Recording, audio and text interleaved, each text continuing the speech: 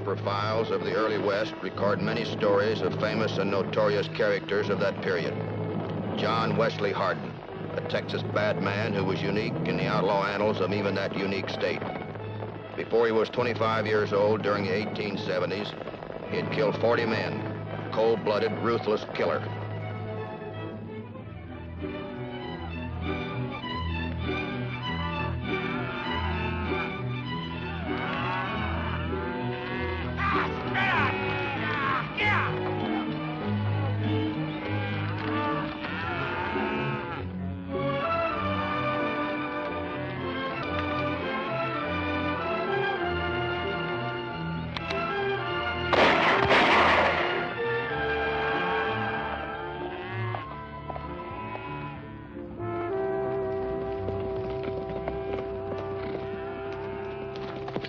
Trail boss here. I am. Why? I am Yellow Hat of the Osage Indian Nation. Howdy. I'm John Wesley Hardin. You do not know the act of Congress concerning the passage of cattle in Indian territory? No, Yellow Hat. Tell me about it. You pay 10 cents a head to Indian Nation. How many head do you have? 1,200. That is $120 you owe us. Tell you what I'll do with it, Yellow Hat. I'm a gambler. I hear tell that your tribe pretty good gamblers, too. Suppose we pick a card for that $120. Double or nothing? I will do it.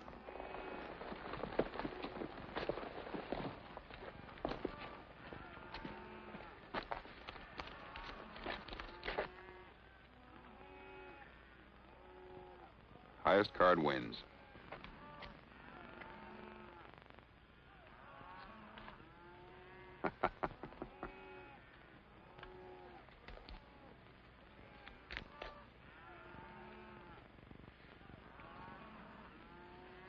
High card win.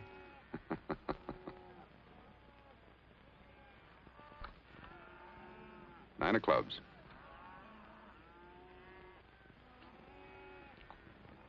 Queen of diamonds. Well, looks like your lucky day.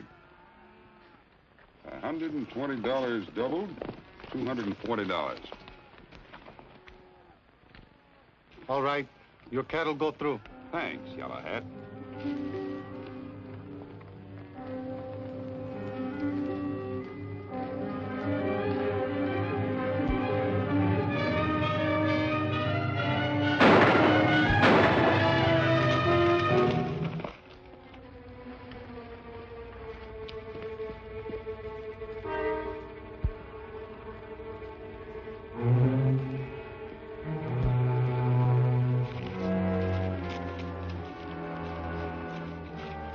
Let's get these cattle to Abilene. We've wasted enough time already.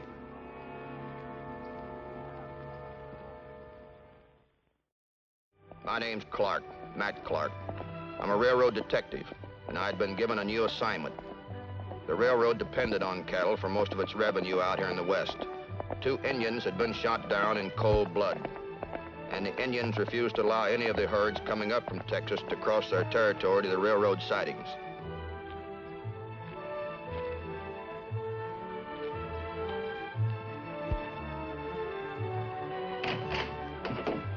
Good morning. Matt Clark? That's right. Pull yourself up a chair. I'm Arthur Sills. The railroad said they were sending you. We appreciate your help. We want to clean those murders up just as bad as you do, Mr. Sills. I'm sorry to say this, Mr. Clark, but we've had more trouble since we got in touch with the railroad. The Indians are stopping all the herds coming across their territory. There's been bad feeling and more killings. If it doesn't stop, there'll be a real bloody uprising. I realize the Osage are a proud nation, Mr. Sills. But do you have any idea how it all happened? No, I wish I had. After Yellow Hat was killed, I talked to the trail boss and his men. He claims he paid the toll charge and moved on. Do you have any idea who the trail boss was? Well, let's see. Oh, yes, here it is. John Wesley Hardin. Wes Hardin? Do you know him? I'm afraid I do, Mr. Sills. He's wanted for murder over all the Southwest Territory. Then he lied to me about Yellow Hat. This man is a killer. He's already murdered 20 men. Fantastic. Maybe you'd better find Hardin and have a talk with him. Have any idea where he was heading? Says here the herd was heading for Abilene. Abilene. Well, if I know Wes Hardin, he'll still be there. He's a great gambler and a ladies' man. Ladies' man, that's it. Where can I send a wire? At the hotel in town. Thanks very much. I hope you catch him. I think I've got just the bait for him.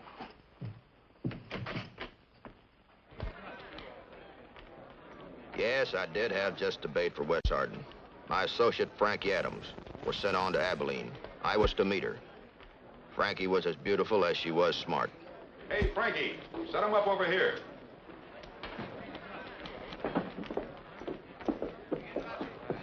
Hey, Joe, give me a bottle of that good whiskey.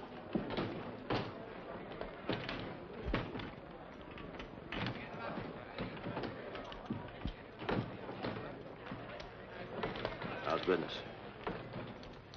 Couldn't be better. Nothing but these for tips. I'm thinking of hanging on to this job and quitting the railroad. Well, you certainly look as if you fit the job. How is everything? Fine. Got some of the best customers in the place. One very important. Hey, Frankie, where's that drink? Right away, Mr. Hardin. Hey, Joe, hurry up with that bottle. So that's him. Yeah, top dog himself. He's my best customer. Be back. Well, what took you so long, baby? Bar was busy. Yeah? Well, you tell that bartender that when Wes Hardin wants a drink, he wants it right now. Why, Wes, if he'd known it was you, he would have been jumping.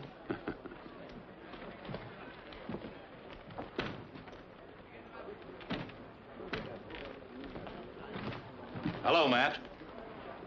I figured you'd catch up with me, Marshal, but you got me all wrong. I can explain everything. Let's keep our voices down, Zeke. I saw you pass by the office, so I followed you down here. I haven't seen you in a couple of years. Good to see you again. Good to see you, too. You know, Matt, I'm used to bad men and outlaws kicking their heels up around these parts, but I ain't so sure about rival lawmen. What brings you here? Fun or duty? Well, I guess you could say with duty. Oh, you're after someone? Yeah, and I'm not alone. There's the government, railroads, states, and territories of the West. Oh, you must be quite a man. Well, I ain't gonna ask you who he is. Matt, I'd like to tell you something. I reckon I have enough rustlers, embezzlers, tin horn gamblers, train robbers, yes, and even downright murderers in this room to bust the seams of a dozen jailhouses wide open. Abilene's where they come to spend their money. You know why? Because I don't care what they've done elsewhere. I won't arrest them as long as they behave themselves here. So, tear up that warrant and I'll see you later. Stick around, Frankie. Bring me good luck.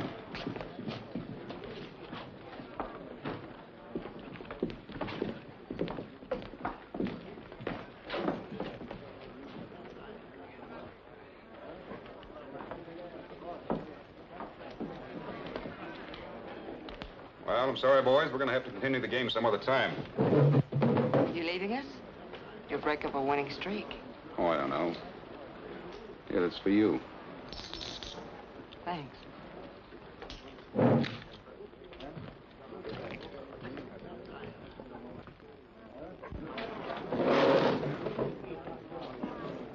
Let's have it, Dave.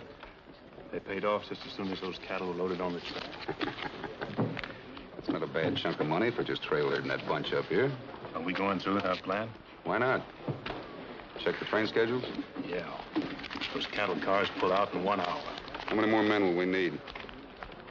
Yeah, 2 more ought to do it. I think we can pick them up right here. Hey, Frankie, come over here, will you?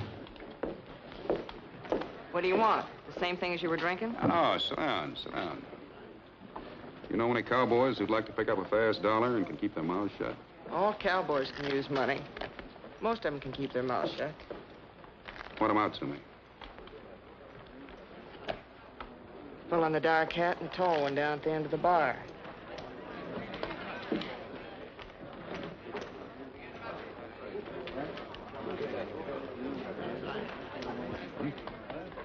Thanks. Take the one in the black hat.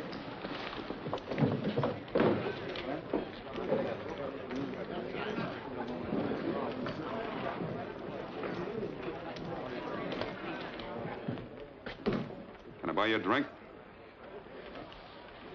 Yeah, thanks. Set him up over here. Cowboy, how'd you like to make yourself a fast dollar? Sure, but what doing? Well, if you're going to ask questions, forget it. Sorry. When do I start to work? Right now. And you stand to make yourself some real money. Where you from? And what was the marshal talking to you about? I didn't think there was supposed to be any questions asked. Sorry.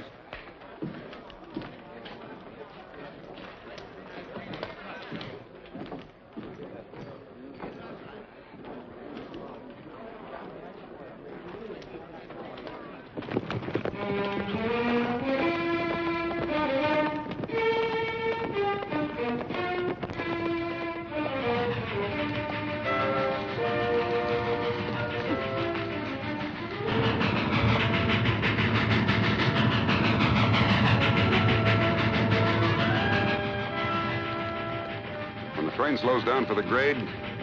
You men shove the cattle out the doors. You stick with me. We'll be waiting to round them up. We'll move them up the head of the canyon.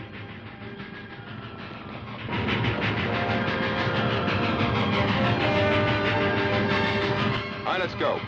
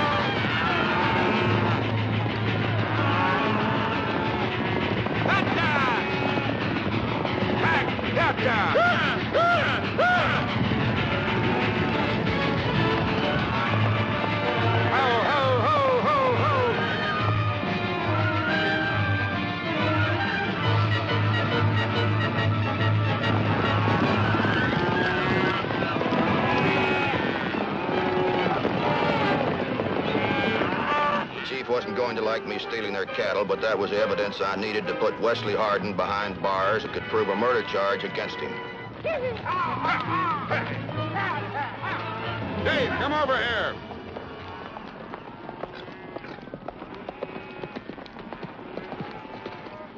You and Dave stay with the cattle and keep moving up the trail. I'm going into town and find a quick sale. Isn't this the same bunch of cattle you trailed in here a few days ago? Thought there weren't going to be any questions. Remember? Ha!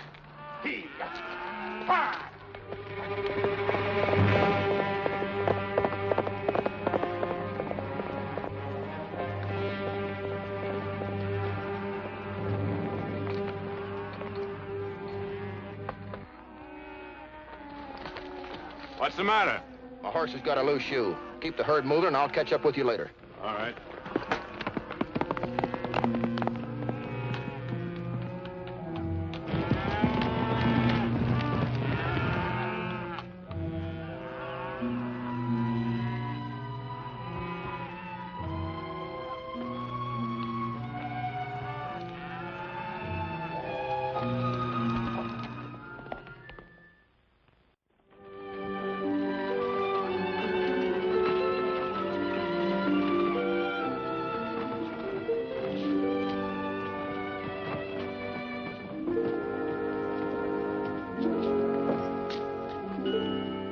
Marshal, there was some I cattle. know.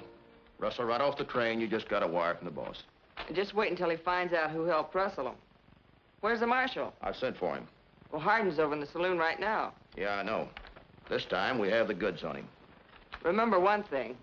You're the only witness we've got, so don't go get yourself shot up before the trial. Well, if it ain't the young lady herself. Yeah, there must be some reason for both of you to pay me a visit. What's on your mind? It's Wes Hardin, Marshal. This time he broke your own rule.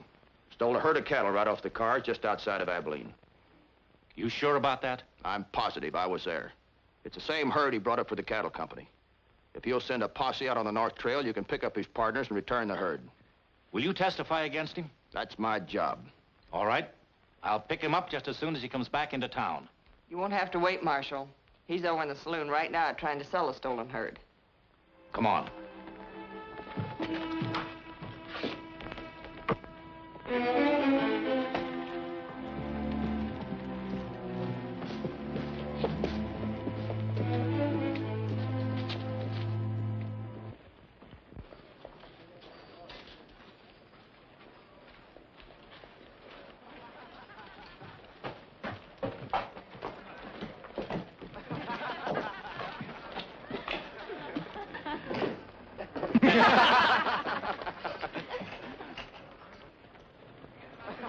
You better not come in, Matt. If he sees you with me, allow to put two and two together and be disposed of the draw. All right, I'll wait here.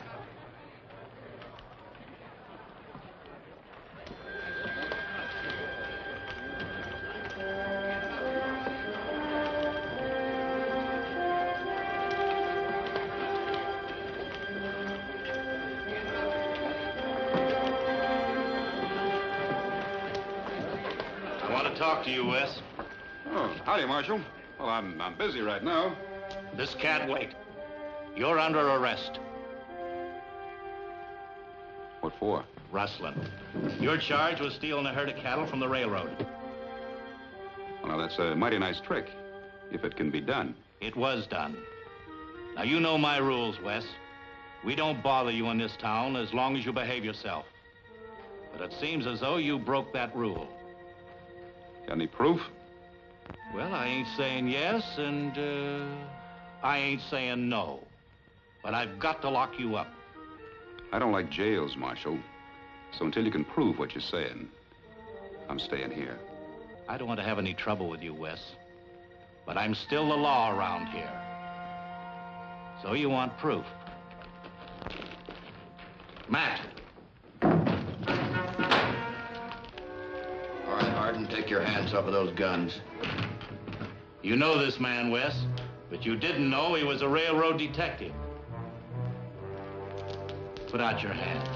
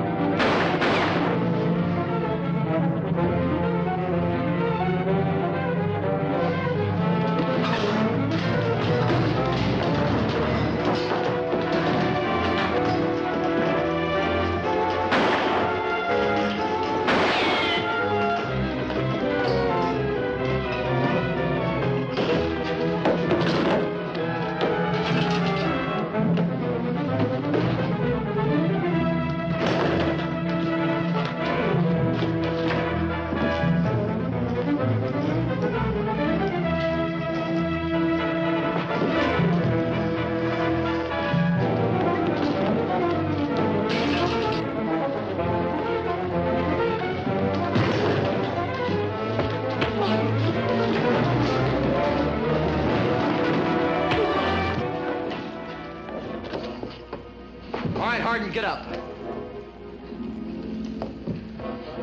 He's dead, Matt. I'm holding you for the murder of Marshal Corbin.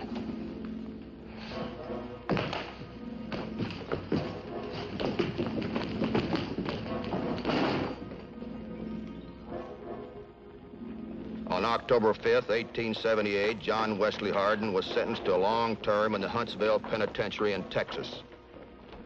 The most vicious killer the West had ever known was finally behind bars. But in prison, Hardin began changing. He was quiet, well-behaved, and most astonishing of all, took up the study of law. He was a brilliant student who passed a bar examination with high honors and was notified to this effect by the Bar Association.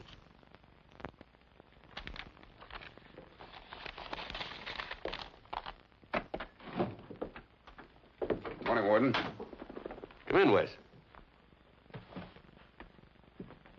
These clothes feel a little funny on me. Yeah. You'll get used to them. Wes, you've been a model prisoner. You're a graduate lawyer now, and we're proud of you, because you're one of the few prisoners that we've ever had who's taken advantage of his time behind prison walls. Remember, you're on the right side of the law now. With your brilliance, your experience, you can be a great help to people less fortunate than yourself. Thanks, Warden. Where do you plan to practice? Well, I think I'll hang my shingle out in El Paso. Uh-huh. It's a good town. Here's the money we usually give our boys to help them get a new start in life. Use it properly. I will. Good luck. Thanks a lot.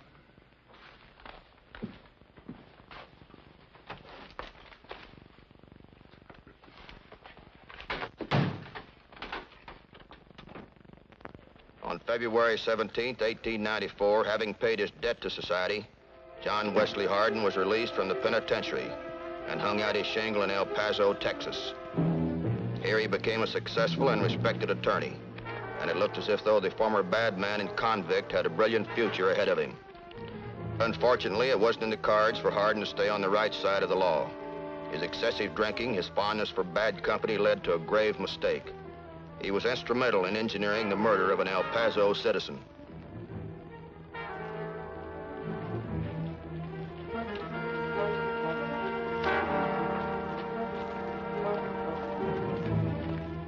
I happened to be in El Paso at the time, taking care of a railroad matter.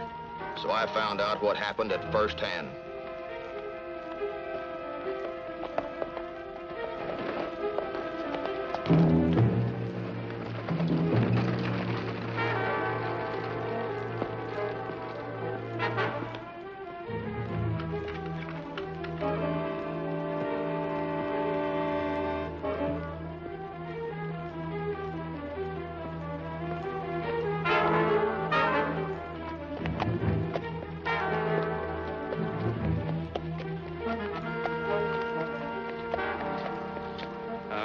Senor Hardin inside?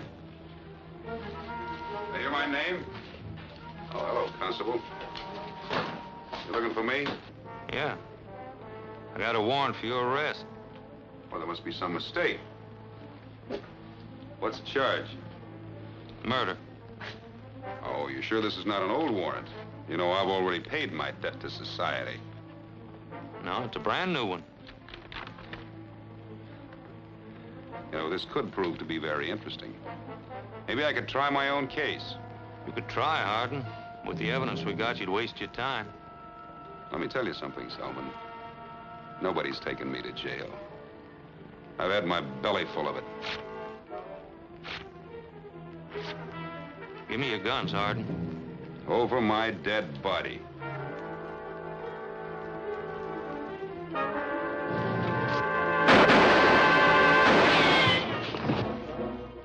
Hardin drew his gun on Constable Selman, the same as he had on the Marshal in Abilene. But on August 19th, 1895, it didn't work. There were 40 notches in Hardin's gun. There would never be a 41st.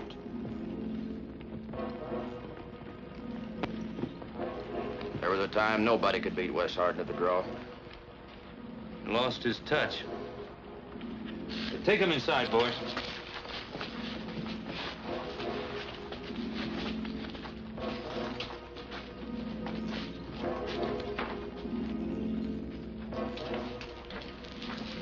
That was the end of the worst killer in the West. A man who had a second chance which few outlaws ever get. John Wesley Hardin could have taken the right road, but instead decided to go the other way until retribution caught up with him.